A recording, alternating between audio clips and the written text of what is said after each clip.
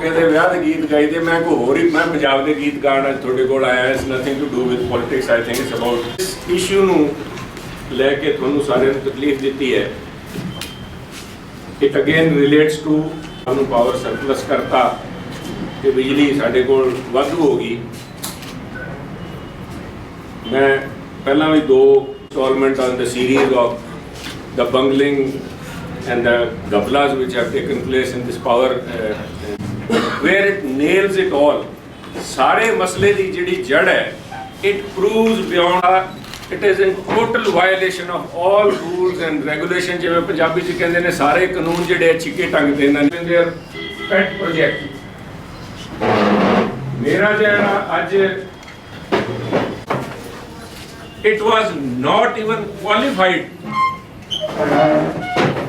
to enter into this agreement or even to company ਨੂੰ ਆ ਜਿਹੜਾ ਪਾਵਰ ਪਰਚੇਜ਼ ਐਗਰੀਮੈਂਟ ਕੀਤਾ ਗਿਆ ਕਿਸ ਬਿਨਾ ਤੇ ਕੀਤਾ ਗਿਆ central government the these are which lays down the norms and the basic requirements ਵੀ ਕਿਹੜੇ ਰਿਕੁਆਇਰਮੈਂਟ ਪ੍ਰਾਈਵੇਟ ਸੈਕਟਰ ਦੇ ਵਿੱਚ ਲਾਏ ਸੀਗੇ। to simplify the matter ਦੋ ਕਿਸਮ ਦੇ the type of fuel the location and the technology ਦੂਜੇ type of fuel ਕਿਹੜਾ fuel ਉਸ ਦੇ ਤਹਿਤ ਰਾਜਪੁਰਾ ਤੇ ਤਲਵੰਡੀ ਸਾਬੋ ਜਿਹੜੇ ਪਲਾਂਟ ਦਿੱਤੇ ਗਏ ਸੀ ਇਹ ਜਿਹੜਾ ਸੈਕਿੰਡ ਸੀ ਜਿਹਦੇ ਵਿੱਚ ਸਰਕਾਰ ਨੇ ਡਿਸਾਈਡ ਕੀਤਾ ਕਿ ਆਹ ਸਾਡੇ ਕੋਲ ਜਗ੍ਹਾ ਹੈ ਕੋਇਲਾ ਐਨੀ ਕੰਪਨੀ ਕੋਈ ਵੀ ਕੰਪਨੀ ਜਿਹੜੀ ਇਹਦੇ ਵਾਸਤੇ ਬਿਡ ਕਰੂਗੀ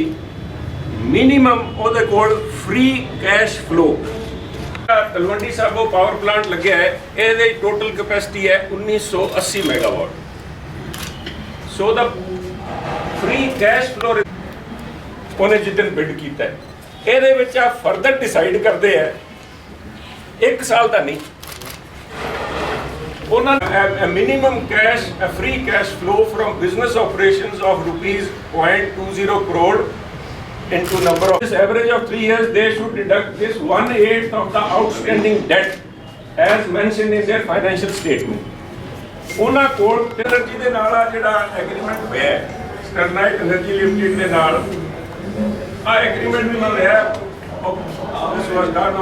ਕਰੋੜ ਇਹਦਾ ਮਤਲਬ ਹੋ ਗਿਆ ਮਤਲਬ 24 ਲੱਖ ਰੁਪਏ ਪੱਲਿਓਂ ਲੱਗਿਆ ਇਹਦੇ ਵਿੱਚ ਬਚਿਆ ਕੋਈ ਦੇ didn't have any cash flow it was on the zero 2008 ਦੇ ਵਿੱਚ ਆ ਸੀਗਾ 0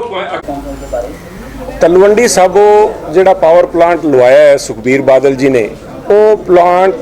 ਸੌਰੀ ਦੁਬਾਰਾ ਕਰਨਾ ਤਲਵੰਡੀ ਸਾਬੋ ਜਿਹੜਾ ਬਿਜਲੀ ਘਰ ਲਵਾਇਆ ਹੈ ਸੁਖਬੀਰ ਬਾਦਲ ਜੀ ਨੇ ਪ੍ਰਾਈਵੇਟ ਸੈਕਟਰ ਦੇ ਵਿੱਚ ਉਹ ਟੋਟਲੀ ਗੈਰ ਕਾਨੂੰਨੀ ਤਰੀਕੇ ਨਾਲ ਉਹਨਾਂ ਨੂੰ ਆ ਕੰਟਰੈਕਟ ਦਿੱਤਾ ਗਿਆ ਤੇ ਸਾਡੀ ਜਦੋਂ ਸਰਕਾਰ ਕਾਂਗਰਸ ਦੀ ਬਣਦੀ ਹੈ 2017 ਦੇ ਵਿੱਚ ਅੱਜ ਜਿਹੜੇ ਡਾਕੂਮੈਂਟ ਪੇਸ਼ ਕੀਤੇ ਉਹਨਾਂ ਦੇ ਕੋਲ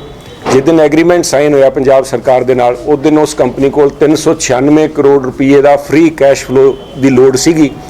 ਜਦੋਂ ਕਿ ਉਹਨਾਂ ਦਾ ਉਸ ਦਿਨ ਫ੍ਰੀ ਕੈਸ਼ ਫਲੋ ਨੈਗੇਟਿਵ 'ਚ ਸੀਗਾ -26 ਲੱਖ ਰੁਪਏ ਘਾਟੇ 'ਚ ਸੀ 3 ਸਾਲ ਦੀ ਜਿਹੜੀ ਐਵਰੇਜ ਕੱਢ ਕੇ ਦੇਖੀਏ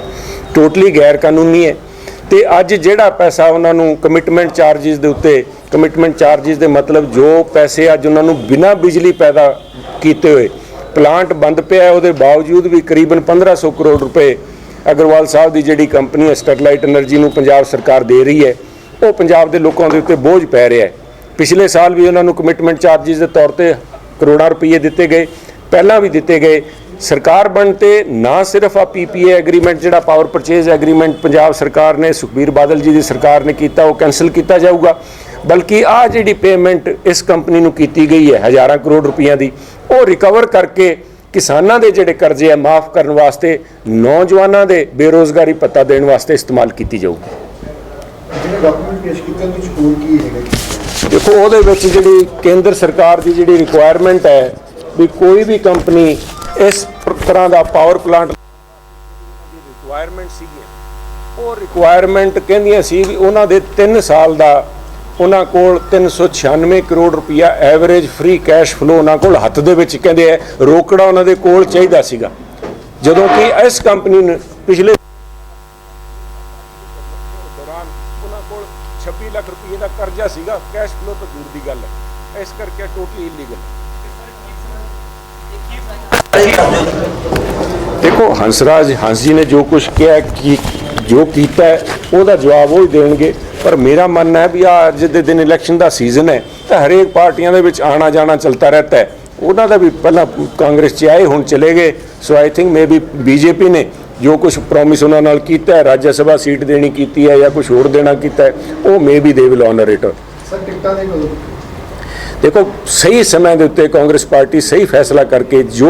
ਉਹਨਾਂ ਲੋਕਾਂ ਨੂੰ ਟਿਕਟਾਂ ਦਿੱਤੀਆਂ ਜਾਣਗੀਆਂ ਜੋ ਇਕੱਲੇ ਸਿਰਫ ਜਿੱਤ ਨਹੀਂ ਸਕਦੇ, ਜਿਹੜੇ ਪੰਜਾਬ ਦੇ ਭਲਾਈ ਵਾਸਤੇ ਕੰਮ ਕਰ ਸਕਦੇ, ਪੰਜਾਬ ਦੇ ਲੋਕਾਂ ਵਾਸਤੇ, ਪੰਜਾਬ ਦੇ ਫਿਊਚਰ ਵਾਸਤੇ ਕੰਮ ਕਰ ਸਕਦੇ, ਉਹਨਾਂ ਲੋਕਾਂ ਨੂੰ ਟਿਕਟ ਦੇਣ ਵਾਸਤੇ ਇੱਕ ਫੈਸਲਾ ਬੜੀ ਗੰਭੀਰਤਾ ਨਾਲ ਕੀਤਾ ਜਾ ਰਿਹਾ। ਸਰ ਪਿਛਲੀਆਂ ਚੋਣਾਂ 'ਚ ਵੀ ਜਿਹੜੀ ਟਿਕਟ ਦੀ ਅਨਾਉਂਸਮੈਂਟ ਸੀ ਕਾਂਗਰਸ ਵੱਲੋਂ ਸਭ ਤੋਂ ਆਖਰ ਤੇ ਕੀਤੀ ਗਈ ਸੀ, ਜਿੰਨਾ ਖਰਚਾ ਵੀ ਸ਼ਾਇਦ ਕਿਹਾ ਜਾ ਸਕਦਾ ਭੁਗਤਣਾ ਪਿਆ ਕਿ ਜਿਵੇਂ ਕੋਈ ਵਿੱਚ ਪਾਰਟੀ ਦੀ ਫੋਟੋ ਹੋਈ ਉਹ ਜੇ ਹੋ ਸਕਦਾ ਦੁਬਾਰਾ ਹੁਣ ਤਾਂ ਮਿਲਣਾ ਨਹੀਂ ਕਰੋ। ਮੈਂ ਸਮਝਦਾ ਵੀ ਕੋਡ ਆਫ ਕੰਡਕਟ ਲੱਗਣ ਤੋਂ ਪਹਿਲਾਂ ਸਾਡੀਆਂ ਟਿਕਟਾਂ ਆ ਜਾਣਗੀਆਂ ਤੇ ਸਾਡੇ ਜਿਹੜੇ ਟਿਕਟ ਲੈਣ ਵਾਲੇ ਐਪਲੀਕੈਂਟਸ ਜਿਹੜਾ ਲੋਕਾਂ ਨੇ ਅਪਲਾਈ ਕਰ ਰੱਖਿਆ ਉਹਨਾਂ ਸਾਰਿਆਂ ਨੇ ਪਿਛਲੇ 5-5 ਸਾਲ ਤੋਂ 10-10 ਸਾਲ ਤੋਂ ਆਪਣੇ ਇਲਾਕੇ ਦੇ ਵਿੱਚ ਲੋਕਾਂ ਦੇ ਵਿੱਚ ਕੰਮ ਕੀਤਾ ਹੈ। ਉਹ ਜੇ ਉੱਥੇ 2 ਦਿਨ ਅੱਜ ਜਾਣ ਜਾਂ ਬਾਅਦ 'ਚ ਜਾਣ ਫਰਕ ਨਹੀਂ ਪੈਂਦਾ। ਆਹ ਫਰਕ ਤਾਂ ਉਹਨਾਂ ਪਾਰਟੀਆਂ ਨੂੰ ਪੈਂਦਾ ਜਿਨ੍ਹਾਂ ਨੇ ਬਾਹਰੋਂ ਲਿਆ ਕੇ ਪੈਰਾ ਟਰੂਪਰ ਕੋਈ ਡੇਰਾ ਬਸੀ ਤੋਂ ਚੱਕ ਕੇ ਇਹਨਾਂ ਨੇ ਖਰੜ ਉਤਾਰਤਾ, ਕੋਈ ਖਰੜ ਤੋਂ ਚੱਕ ਕੇ ਲਿਜਾ ਕੇ ਮੁਕਤਸਰ ਉਤਾਰਤਾ, ਉਹਨਾਂ ਲੋਕਾਂ ਦੇ ਪੈਣਾ ਉਹਨਾਂ ਪਾਰਟੀਆਂ ਦੇ। ਕਾਂਗਰਸ ਪਾਰਟੀ ਦੇ ਜਿਹੜੇ ਉਮੀਦਵਾਰ ਹੈ ਉੱਥੇ ਉਹਨਾਂ ਨੇ ਲੋਕਾਂ 'ਚ ਵਿਚਰੇ ਕੰਮ ਕੀਤੇ ਹੈ। ਸੋ ਆਈ ਥਿੰਕ 1-2 ਦਿਨ ਦਾ ਡਿਫਰੈਂਸ ਕੋਈ ਫਰਕ ਮਾਇਨੇ ਨਹੀਂ ਰੱਖਦਾ। ਠੀਕ ਸਰ, ਆਪਣੇ ਜਿਹੜੇ ਤੁਸੀਂ ਕਿਹਾ ਕਿ ਆਪਣੇ ਅਤੇ ਕੀਤਾ ਗਿਆ ਐਨੇ ਪੂਰੇ ਉਹਨਾਂ ਕੋਲ ਨਹੀਂ ਸੀਗੇ, ਆਪਣੀ ਮਨੀ ਨਹੀਂ ਸੀਗੀ, ਇਹ ਕਿੱਥੋਂ ਤੁਸੀਂ ਡਾਕੂਮੈਂਟ ਸਾਰੇ ਲਏ ਸਰ? ਦੇਖੋ ਆ ਜਿਹੜੇ ਮੇਰੇ ਡਾਕੂਮੈਂਟਸ ਹੈ, ਇੱਕ ਤਾਂ ਸੈਂਟਰਲ ਗਵਰਨਮੈਂਟ ਆਫ ਇੰਡੀਆ ਨੇ ਜਿਹੜੀ ਰਿਕੁਆਇਰਮੈਂਟਸ ਹੈਗੀਆਂ ਇਸ ਬਿਡਿੰਗ ਵਾਸਤੇ ਸਟੈਂਡਰਡ ਜਿਹੜਾ ਬਿਡ ਡਾਕੂਮੈਂਟਸ ਹੈ, ਜਿਹੜਾ ਉਹਨਾਂ ਦਾ ਆਰਸੀਐਫ ਰਿਕੁਆਇਰਮੈਂਟ ਫॉर ਆਰਐਫਕਿਊ ਜਿਹੜਾ ਹੈ ਰਿਕੁਆਇਰਮੈਂਟ ਫॉर ਕੁਆਲੀਫਿਕੇਸ਼ਨ ਡਾਕੂਮੈਂਟ ਜਿਹੜੇ ਹੈ ਉਹਨਾਂ ਚੋਂ, ਤੇ ਜਿਹੜਾ ਸਟਰਲਾਈਟ ਐਨਰਜੀ ਨੇ ਸੇਬੀ ਦੇ ਰੂਲਸ ਦੇ ਮੁਤਾਬਕ ਬੰਬੇ ਸਟਾਕ ਐਕਸਚੇਂਜ ਦੇ ਵਿੱਚ ਆਪਣਾ ਜਦੋਂ ਲੈ ਕੇ ਆਏ ਇਨੀਸ਼ੀਅਲ ਪਬਲਿਕ ਆਫਰਿੰਗ ਕਰਕੇ ਜਿਹੜਾ ਆਪਣਾ ਡਾਕੂਮੈਂਟ ਉਹਨਾਂ ਨੇ ਸਬਮਿਟ ਕੀਤਾ ਹੈ, ਉਹ ਡਾਕੂਮੈਂਟ ਮੈਂ ਉਥੋਂ ਕਾਪੀ ਕੱਢ ਕੇ ਉਹਦੇ ਵਿੱਚੋਂ ਸਾਰੇ ਆંકੜੇ ਦਿੱਤੇ। ਸਾਰੇ ਆંકੜੇ ਜਿਹੜੀ ਮੈਂ ਫਿਗਰਸ ਦੇ ਰਿਹਾ they are authentic figures and I stand by them। ਤੇ ਮੇਰੀ ਇੱਕ ਗੁਜ਼ਾਰਿਸ਼ ਹੈ ਪੰਜਾਬ ਸਰਕਾਰ ਤੋਂ ਤੇ ਖਾਸ ਤੌਰ ਤੇ ਇਸ ਸਾਰੇ ਡ੍ਰੀਮ ਪ੍ਰੋਜੈਕਟ ਸਰਦਾਰ ਸੁਖਬੀਰ ਸਿੰਘ ਬਾਦਲ ਜੀ ਦਾ ਸੀਗਾ ਵੀ ਉਹ ਇਸ ਗੱਲ ਦਾ ਪੰਜਾਬ ਦੇ ਲੋਕਾਂ ਨੂੰ ਜਵਾਬ ਦੇਣ ਵੀ ਇਹ ਸਟਰਲਾਈਟ ਕੰਪਨੀ ਨੂੰ ਆਹ ਪ੍ਰੋਜੈਕਟ ਦੇਣ ਵਾਸਤੇ ਕਾਨੂੰਨ ਕਿਉਂ ਛਿੱਕੇ ਤੇ ਟੰਗੇ ਗਏ। Thank you.